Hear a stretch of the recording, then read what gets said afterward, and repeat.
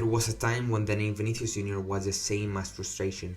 He was the kid who did everything right until he reached the box in which he screwed it. He runs a lot but he can't finish. He's fast but lacks intelligence. They compared him to Robinho, two talents that never fulfilled their potential, but what no one knew was that Vinicius was destined to change football history. In my opinion, when I saw him at first, I loved him. I thought he was very talented and entertaining for the sport. But being honest, he had a very low football IQ and bad definition towards the goal, and this converted him, also by me and the football community, a meme. This is the story of how he went from being ridiculized by everyone to becoming the most feared player on the planet. The first challenge came as soon as he landed in Madrid. The first team coach, Julen Lopetegui, didn't trust him. Lopetegui already had enough pressure replacing Zidane and resolving the problem left by Cristiano Ronaldo. To Lopetegui, Vinicius was a long-term project, something that could wait. For months, Vinicius was relegated to Real Madrid Castilla, playing on small, unknown pitches in Spanish 3rd Division. This was criminal. At first, he was a regular player of Real Madrid Castilla until the club decided that he would only play home games. This is because rivals kicked him because he was so skilled with the ball and had a Brazilian style that in lower categories was interpreted as a provocation. This included the fact that the fields were also very poorly maintained or had artificial grass.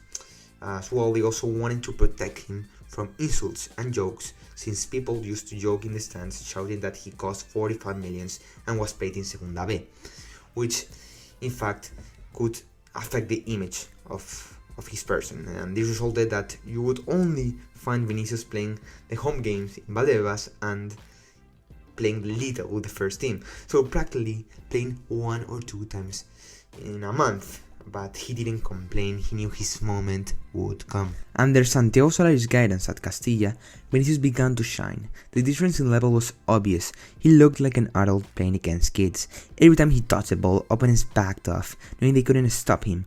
Goal after goal, assist after assist. The Bernabeu started calling his name. Why isn't this kid with the first team? They asked. But Lopetegui still didn't budge. Vinicius played only 12 minutes during Lopetegui's entire time as Madrid's coach. 12 minutes, and not even in important matches. It seemed his fate was to remain in Real Madrid Castilla until El Clásico arrived. Barcelona humiliated Real Madrid 5-1, and Lopetegui was sacked that same night. Then his savior appeared, Santiago Solari. Solari, who had witnessed what Vinicius could do with Castilla, didn't hesitate. He handed him with the keys to the attack. Within weeks, Vinicius went from playing on small pitches to starting at the Santiago Bernabeu, and the difference was noticeable from day one.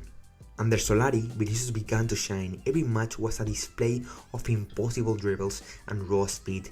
He was wild wind. Defenders simply couldn't stop him. Every time he got the ball, Bernabeu held its breath. But there was one problem, the biggest one. Vinicius did everything right except scoring. He missed over and over again one-on-one with the goalkeeper, allowing against an empty net inside the 6-yard box. Goals slipped away. Against Barcelona in the 2019 Copa del Rey semi-final, he got 3 clear chances and he didn't score a single one. Madrid lost because of that, and social media had no mercy. He became a meme, and a meme after meme, criticisms after criticism. Vinicius finishes like he's blindfolded. He runs like Mbappe, but finishes like a defender. Even his own teammates began to lose patience. And in a match against Gladbach, Karim Benzema was caught on camera saying, "Don't pass to him, he's playing against us." That moment went viral. It seemed Vinicius was losing everyone's support, but no one knew was that Vinicius was forgetting something much more important, which was character.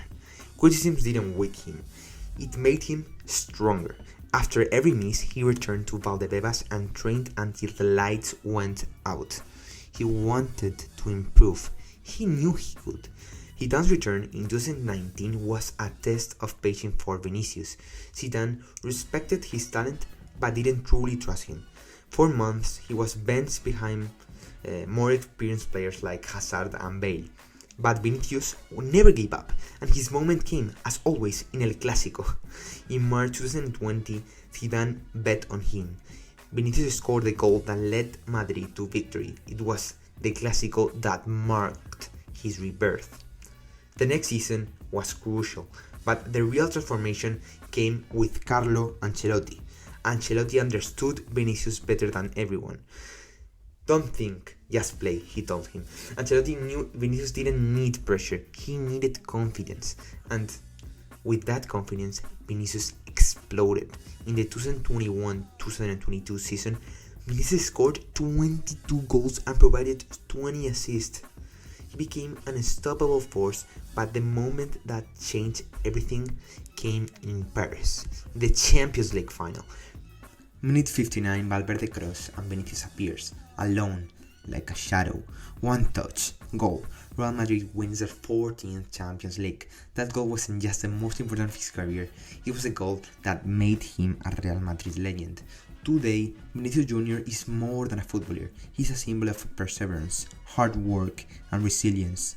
At just 23 years old, he has lifted nearly every possible trophy, with 2 Champions League with 2 goals in the finals, 2 La Ligas with 3 consistent seasons with high numbers. In 2024, he was the best football player in the world, and he didn't win the Ballon d'Or because he was robbed, and he won the best.